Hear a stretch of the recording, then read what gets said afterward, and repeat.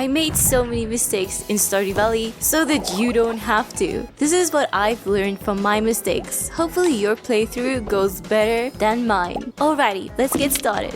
Prismatic Shards are pretty rare in the early to mid game. You can donate this to Gunther at the museum to complete the artifact collection. I donated my first Prismatic Shard to Gunther, not knowing that you could use this in the desert to get a galaxy sword. Don't make my mistake. Use your first Prismatic Shard to get a galaxy sword because they are indeed hard to find. The same is true for Dinosaur Eggs. Finding these things can be really tough as they can only be found in a few places in the game with a very low drop chance. You can also donate the Dinosaur Egg to Gunther at the museum. Again, do not do this. If you place a Dinosaur Egg into an egg incubator in a coop, it will hatch into a dinosaur. Naturally, your dinosaur will lay eggs, meaning you will then have an unlimited amount of dinosaur eggs after you found your first one. This is starting to sound a little bit repetitive, but it is very important, so here it is. On Ginger Island, you will be able to get one free ostrich egg once you find a secret note. Ostrich eggs are impossibly hard to find, so getting one for free is kind of amazing, as long as you don't accidentally sell it or turn it into mayonnaise. Hold on to your ostrich egg until you have an ostrich egg incubator and turn that egg into an ostrich. I repeat, these eggs are really hard to find.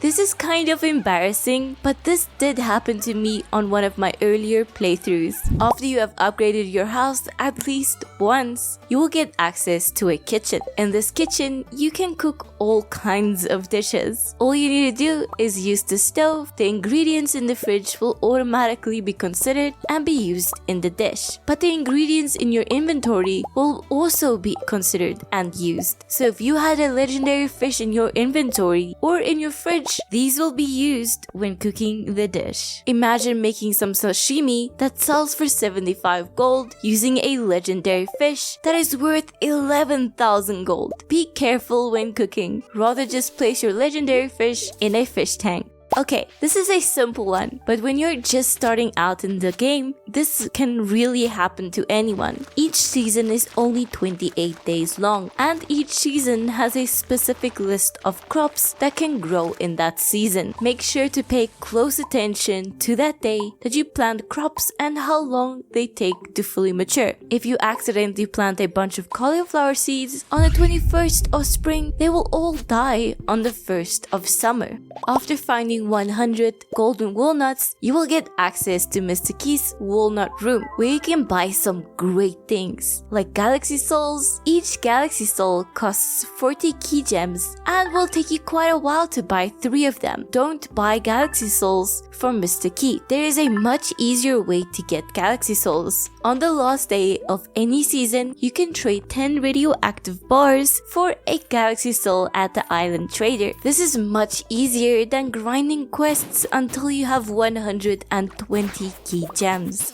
Okay, it is time for a grass tip. Your animals need hay, and if you have many animals, you will run out of hay really fast. Use your scythe on grass to turn it into hay, but don't turn all of your grass into hay. Leave patches all around your farm. This is because grass can spread from other grass overnight. Leaving patches of grass will seriously help you out. Additionally, make sure to harvest every single piece of grass on your farm on the last day of fall, because all of the grass will die and disappear on the 1st of winter.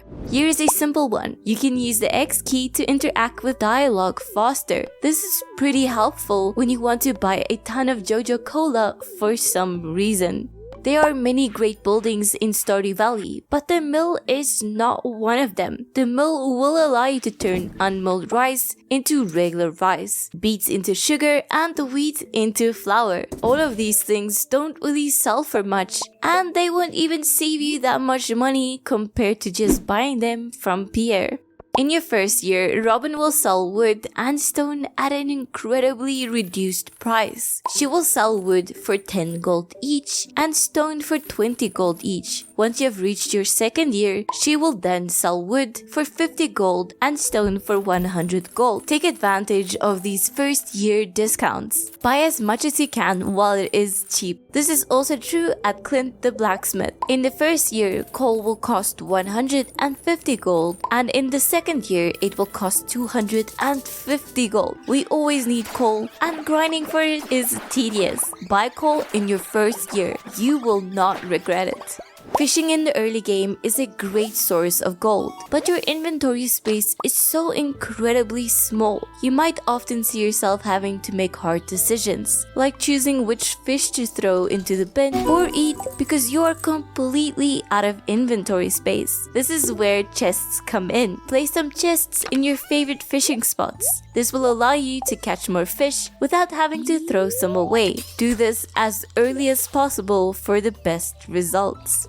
Okay, let's make a deal. If you have made this mistake in Stardew Valley, then you have to hit subscribe. Have you ever accidentally placed down a bomb on your farm and blew up a bunch of precious machines or even crops? This has happened to me, and if it has happened to you, you don't have to worry. Just quit the game and relaunch it. This can be pretty annoying if it happens to be at the end of the day, but at least there is a way to salvage this disaster situation.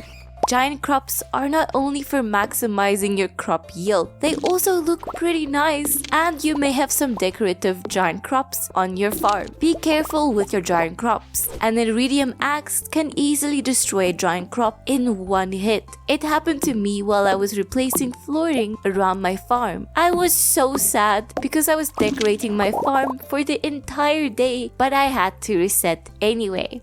Dragon teeth are pretty important. We need dragon teeth to build the island obelisk and to craft island warp totems. Island warp totems are just way too expensive as they cost an entire dragon tooth to craft, so I would avoid crafting those. Instead, we should build the island obelisk. This only costs 10 dragon teeth and it will allow you to teleport to Jinja Island forever. It's a no-brainer. Unfortunately, dragon teeth are pretty rare and hard to find. However, lava lurkers do have a decent chance to drop dragon teeth. Defeating a lava lurker will give you a 15% chance of getting a dragon tooth. With a burglar ring, this will increase to a 30% chance. I know these enemies are really annoying to defeat because they hide in lava and shoot fire at you, but they are worth it. When you see a lava lurker, always defeat it because we really need that island obelisk. As you can see, I have made mistakes in Stardew Valley, and making mistakes is great